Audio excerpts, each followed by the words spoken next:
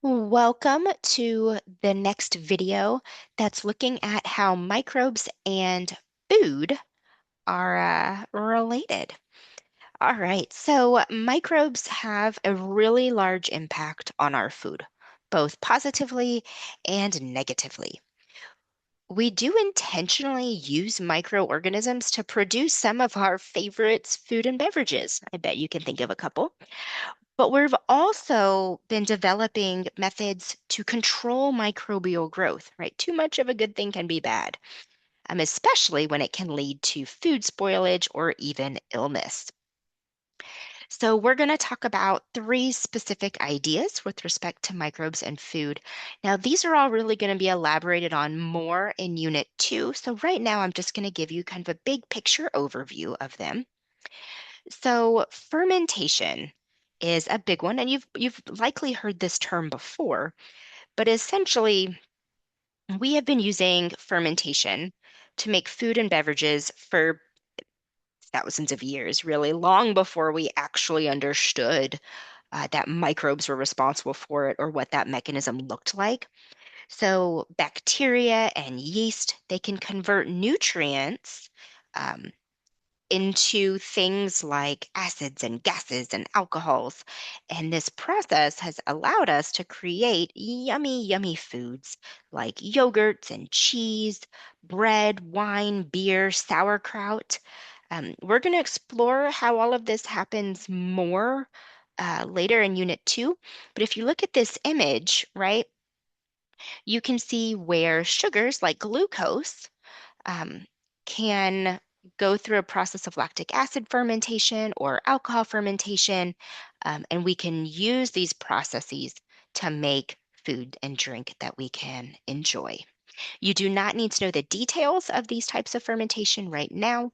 Again, we'll touch on this a bit later. Food preservation, this is probably something you've used in your daily life, especially if you've gone out to eat and wanted to store your food. So, food preservation is largely about making or creating conditions that slow or prevent unwanted microbial growth, right? And this is typically done to help food remain safe and enjoyable longer.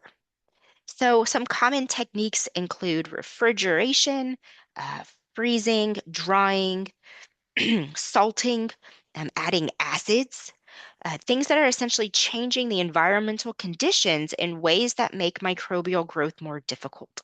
Because as you're going to learn, um, like humans, microbes have a temperature range that they grow best at or can survive at. Same with a pH range. So if something grows best at, room temperature, then if we go and put them in the refrigerator or the freezer, we're creating conditions that are cold enough to either slow down their growth or to halt it altogether. Okay. Um, Adding acids, right, can throw off the pH to where the organisms can no longer survive. You'll see this done with things like beef tartare. People eat raw beef, but if done correctly, right, they've added acid to it so that it is safe for consumption. The last topic, pasteurization, which I touched on in a previous video, is really where we're using controlled heat. Okay, again, we're very specifically controlling the temperature and the duration of time that the milk, for instance, is at that temperature. So again, controlled heat to reduce the number of harmful and spoilage causing microorganisms. Sorry, y'all, my brain is starting to shut down.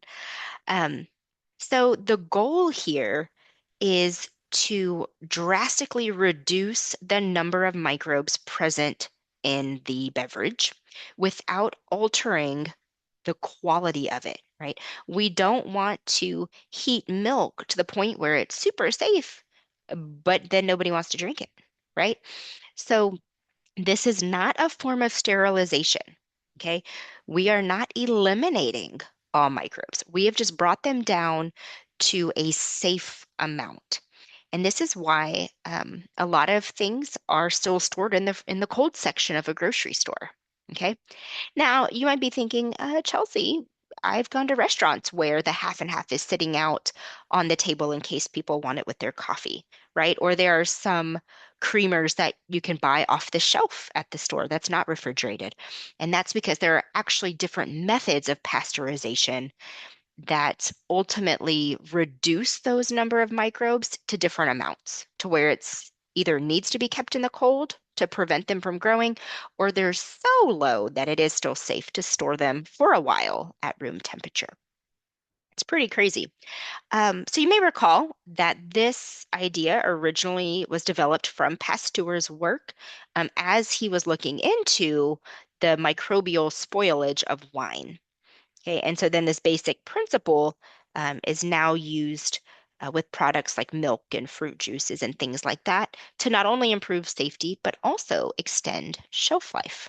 I know a toddler that's quite happy with that. All right, y'all, that's it for this video. But if you have any questions, please don't hesitate to reach out. Bye, y'all.